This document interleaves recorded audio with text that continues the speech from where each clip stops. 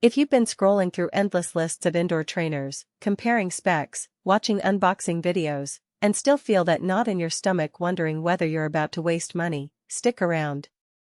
I've spent the last few weeks putting the Wahoo KICKR Move through the kind of real-world routine most of us actually live with: rainy mornings, late-night intervals, and that occasional, just one quick spin before work. Link is in the description if you want to check the product details on Amazon. By the end of this video you should have a clear picture of who will actually benefit from this trainer and who's better off looking elsewhere. First off, the biggest thing people worry about with any smart trainer is whether it feels like a bike you'd actually ride outside, or if it turns your living room into a noisy, disconnected treadmill for your legs. The KICKR Move tries to solve that with what Wahoo calls real you can feel. In practice that means the flywheel is mounted on a moving belt that actually rolls under the rear wheel, instead of just a static drum. When I clipped in, the bike's rear tire kept its normal shape and the chain line behaved exactly like it does on the road. That matters when you're doing a sprint. The bike reacts instantly, and the tension on the rear derailleur stays consistent, so you don't get the weird chain slap that some other rollers produce. That leads into the next level experience claim. The trainer talks to Zwift, TrainerRoad, and even the Wahoo app without any extra dongles.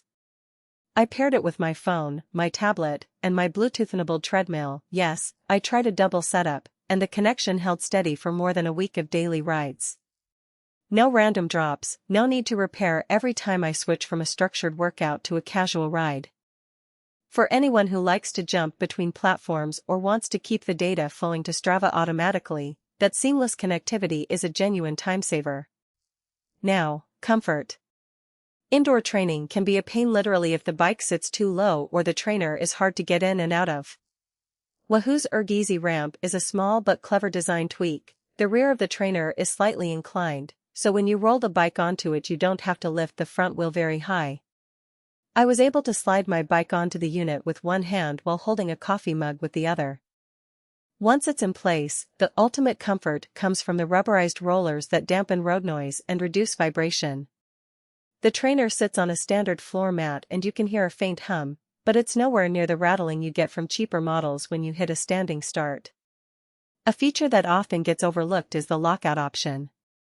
When you set the trainer to a fixed resistance, it becomes a pure power-based unit great for interval training where you want a precise wattage target.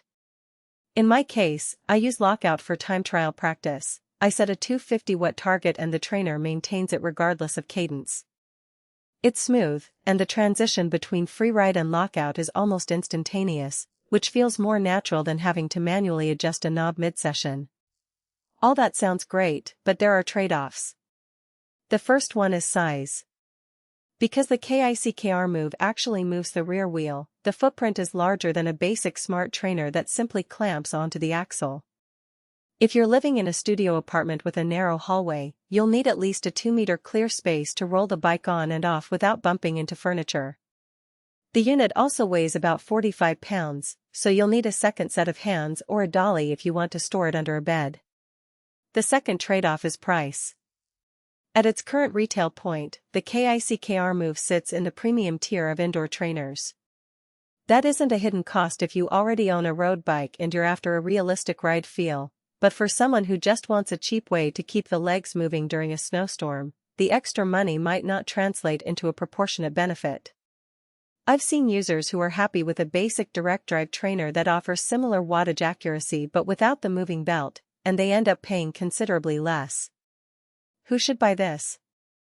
If you're a cyclist who trains seriously, think anyone who does structured workouts, races on Zwift, or follows a training plan that includes power-based intervals. The KICKR Move gives you a road-like feel that helps translate indoor gains to outdoor performance.